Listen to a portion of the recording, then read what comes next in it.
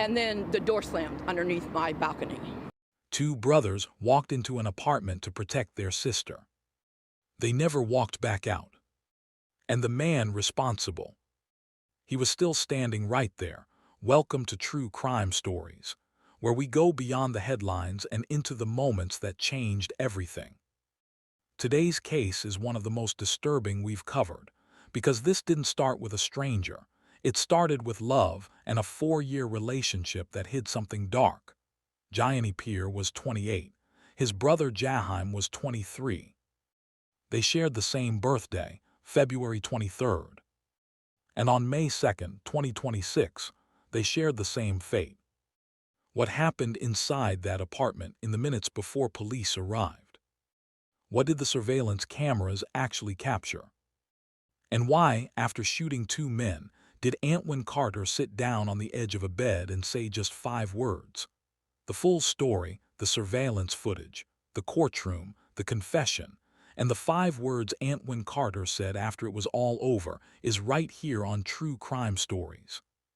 Subscribe now, turn on notifications, because in cases like this, you don't want to miss a single second. Liberty City, a tight-knit community tucked into the northwest corner of Miami, Florida, where families live close, loyalty runs deep, and everybody knows everybody's business. On a quiet Saturday afternoon along a stretch of Northwest 17th Avenue, life was ordinary. Gianni Pierre was 28 years old. His younger sibling, Jaheim, had just turned 23. Remarkably, extraordinarily, both of them entered this earth on the exact same calendar date, February 23rd, 5 years apart. Different years, same day. As though fate had stitched them together from the very beginning. According to those who knew them, they operated that way, inseparable, fiercely devoted, always moving as a unit. Their family's GoFundMe, set up in the immediate aftermath of this tragedy, describes them plainly. Loving sons, brothers, and family members who cared deeply about the people around them. That care, that instinct to show up, is precisely what put them in danger on May 2nd, 2026. Their sister had been entangled romantically with a man named Antwan Carter, 31 years old, also of Miami. 4 years together. Long enough to build a life. Long enough, apparently, to conceal one too. Because according to detectives, this relationship carried a shadow the family had grown increasingly alarmed about. A documented pattern of domestic violence. Carter had raised his hands against her before, multiple times, and every time it had been buried quietly, privately, the way so many victims bury their pain. Her brothers came over to look after her due to a previous history of domestic violence. Arrest affidavit, City of Miami Police Department. On that particular Saturday, something shifted. Perhaps it was a phone call. Perhaps a message carrying enough urgency that Gianni and Jaheim couldn't sit still. Whatever the trigger, both men made a decision, the kind brothers make without hesitation, without calculating risk. They headed straight to that apartment at 5329 Northwest 17th Avenue, not to cause disorder, not looking for confrontation. They went because their sister needed them. Inside, Antwan Carter was already there. When the Pierre brothers arrived, an argument ignited almost immediately, first between Jaheim and his sister, then Carter stepped into it. Jaheim reacted physically, striking Carter. A full brawl erupted involving all 3 men. In the chaos, the sister slipped out desperate, terrified, flagging down a neighbor, begging someone to call authorities. Then Carter vanished from the apartment, just gone. The sister returned, found him absent, and immediately locked the front door. For one brief moment it seemed the danger had passed. Maybe he'd cooled down, maybe it was over. She urged Gianni and Jaheim to stay calm, stay put. Do not open that door. Surveillance cameras at 5329 Northwest 17th Avenue recorded everything. Not fragments, not glimpses, everything.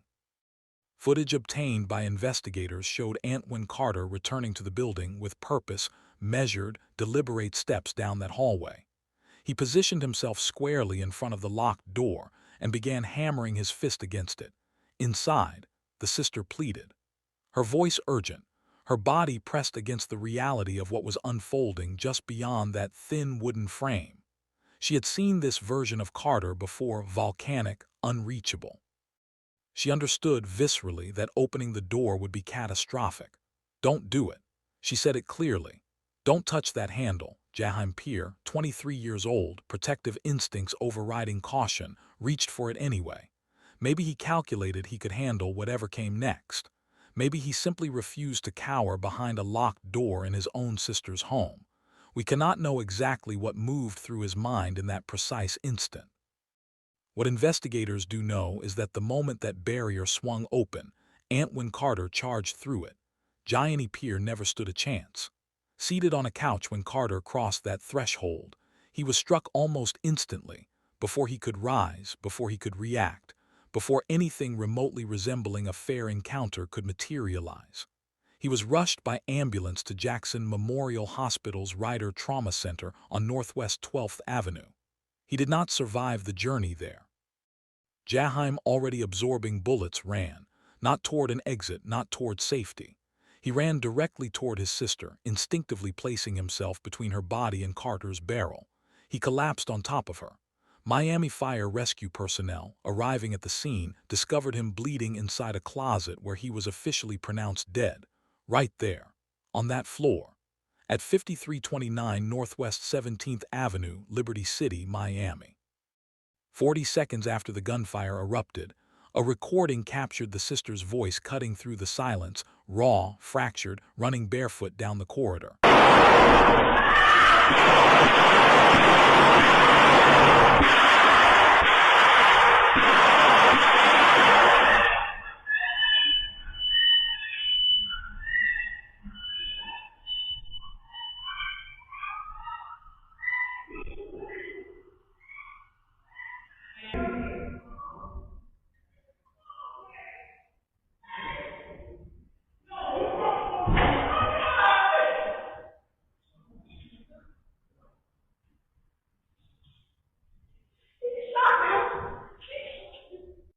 He shot them.